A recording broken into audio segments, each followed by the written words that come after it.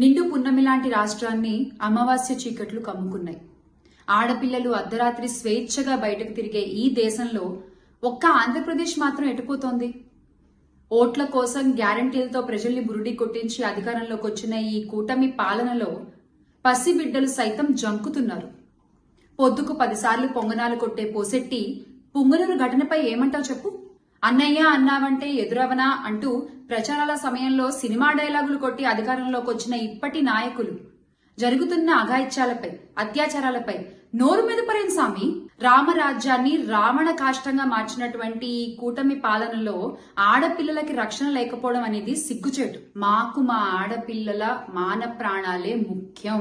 బాబుగారు, మీ సొంత జిల్లాలో ఇంత జరిగితే, ఇంత ఘోరం జరిగితే, ఇంత అఘాయిత్యం జరిగితే మీకేం అనిపించట్లేదా అండి? బాబొస్తే అదొస్తుంది, బాబొస్తే ఇదొస్తుంది, ఇవన్నీ దేవుడెరుగు. ప్రాణాలు పోతున్నాయి సార్ మీరు వచ్చాక.